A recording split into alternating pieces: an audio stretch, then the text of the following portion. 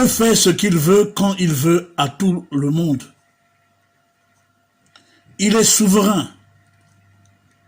Il avait choisi que, en cette année, je devais arrêter de faire ce que je faisais. Je viendrai dans les détails plus tard. Donc je ne vous parle pas de quelqu'un que je ne connais pas. Je ne vous parle pas d'une personne que je ne connais pas. Je vous parle d'une personne que je connais. Et cette lumière est une personne. Et cette lumière, quand elle habite, vient habiter en vous, elle opère un changement. Ce n'est pas parce qu'elle opère un changement que vous devenez un homme parfait. Non. Elle vient, elle rentre en vous, elle vient habiter en vous, et elle opère comme un chirurgien est en train d'opérer. Cette lumière commence à enlever tout ce qui est dans la personne qui ne glorifie pas le Seigneur. C'est pourquoi, bien-aimé dans le Seigneur, l'apôtre Jean est en train de préciser. Ce n'est pas parce qu'on va à l'église qu'on devient enfant de Dieu. Ce n'est pas parce qu'on chante pour Dieu qu'on devient enfant de Dieu. Ce n'est pas parce qu'on a un ministère qu'on est enfant de Dieu. Implicitement. Le ministère est une vocation.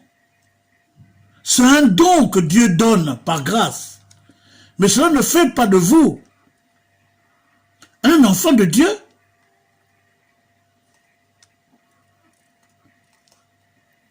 Beaucoup sont en train de se tromper. Parce que tous les dimanches, il va à l'église et dit « Je suis enfant de Dieu ». Non. L'apôtre Jean est en train de nous expliquer clairement,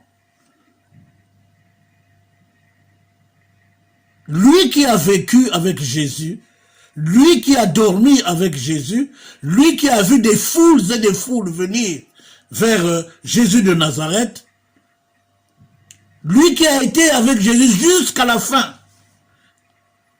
Il est l'apôtre qui est allé jusqu'à Golgotha. Depuis le jardin de Gethsémani,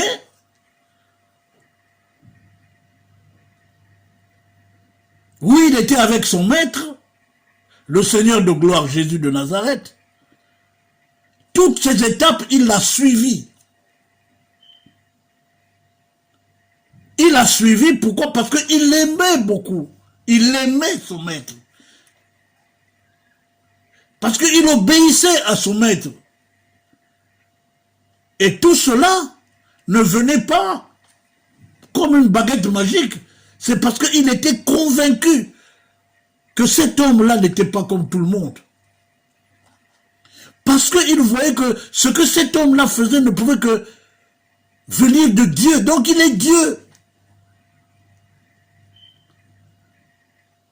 Depuis le jardin de Gethsémani, quand Jésus de Nazareth a dit à ceux qui sont venus l'arrêter, envoyé par les grands prêtres du temple, il était là. Il a entendu quand Jésus a dit, qui c'est que vous cherchez? Ils lui ont répondu, Jésus de Nazareth. Lui, il a dit, c'est moi. Rien que dire c'est moi,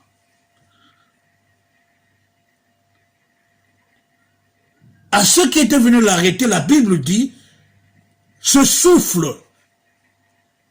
a terrassé. Ces gens sont tombés. L'apôtre Jean était là. Une puissance s'est dégagée de Jésus de Nazareth. Ils sont tombés, il était là.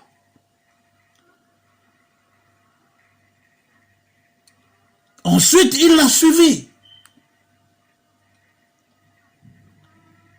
Et la Bible me témoigne que il est le seul apôtre parmi les 12, le seul, qui était avec Jésus de Nazareth à la croix, à Golgotha. Et il était là, il n'était pas seul, il était avec la mère de Jésus de Nazareth, Marie. Oh! Donc, on ne suit pas Jésus-Christ par poursuivre la foule. On n'est pas chrétien parce qu'on va à l'église. Non, bien-aimé. On suit Jésus-Christ parce qu'on aime Jésus-Christ. On suit Jésus-Christ parce qu'on est convaincu qu'il est Dieu.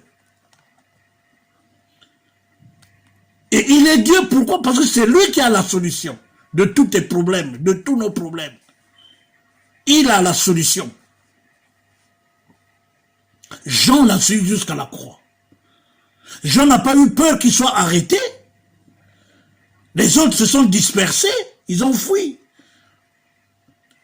Par peur d'être arrêté, mais comme il était convaincu dans son cœur que Jésus est Dieu et qu'il est la solution, même si on m'arrête, une chose va se passer.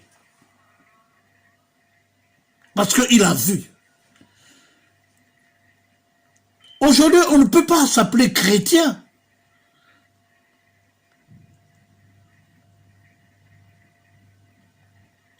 On ne peut pas s'appeler enfant de Dieu sans avoir expérimenté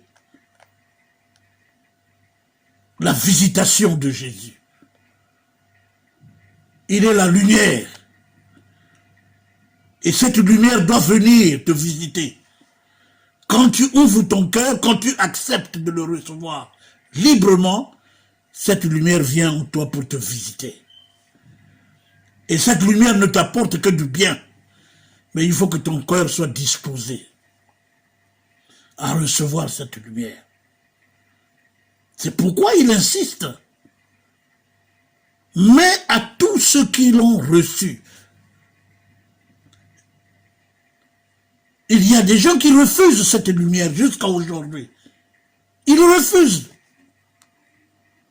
Ils se plaisent aux œuvres de la chair.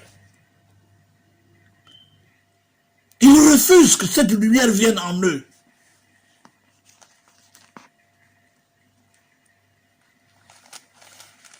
Ils refusent, bien-aimés. Parce qu'ils veulent continuer de vivre dans des choses qui ne glorifient pas Dieu. L'apôtre Paul en parle.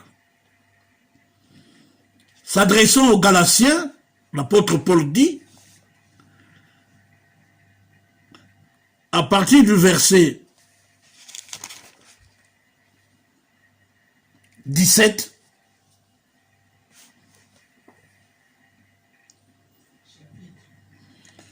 le chapitre 5, à partir du verset 17,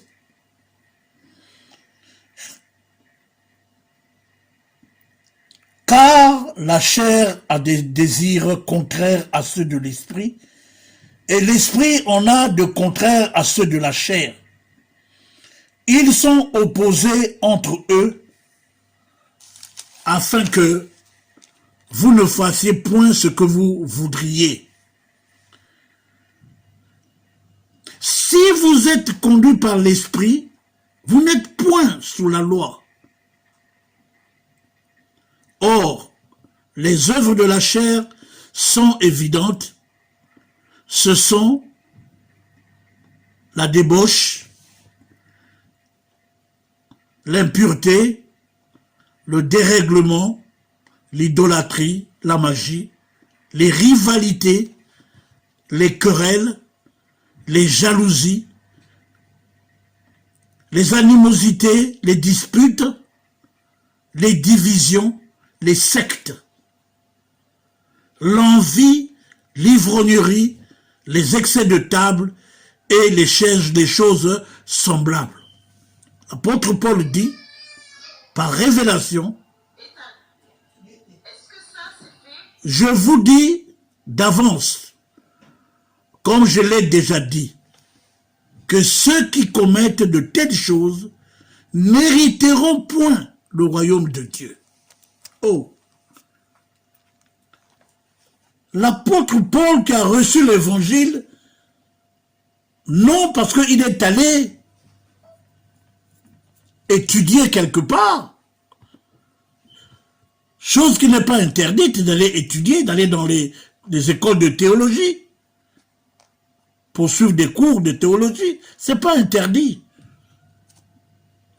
Mais ce qui est important, c'est d'avoir la révélation de ce qu'on est parti étudier. C'est pourquoi l'apôtre Paul dit, ce que moi j'ai reçu, je l'ai reçu par révélation. Je n'ai pas dormi avec Jésus de Nazareth. Je n'ai pas mangé avec Jésus de Nazareth. Je n'ai pas marché avec Jésus de Nazareth. Mais ce que j'ai reçu de lui, je l'ai reçu par révélation. Ainsi, bien-aimé dans le Seigneur, c'est une révélation que l'apôtre Jean nous donne ici. Celui qui reçoit cette lumière ne peut plus être le même. La lumière.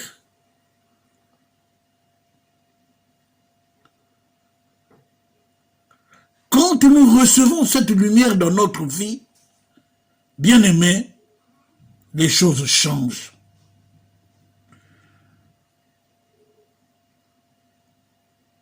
À tous ceux qui l'ont reçu, verset 12, à ceux qui croient en son nom, elle a donné le pouvoir de devenir enfants de Dieu, lesquels sont nés non du sang, ni de la volonté de la chair, ni de la volonté de l'homme, mais de Dieu.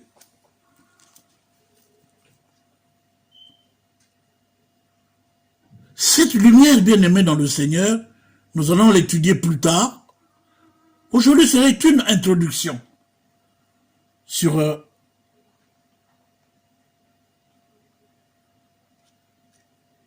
l'enfant que Dieu aime. C'est l'introduction. Le thème, c'est l'enfant que Dieu aime.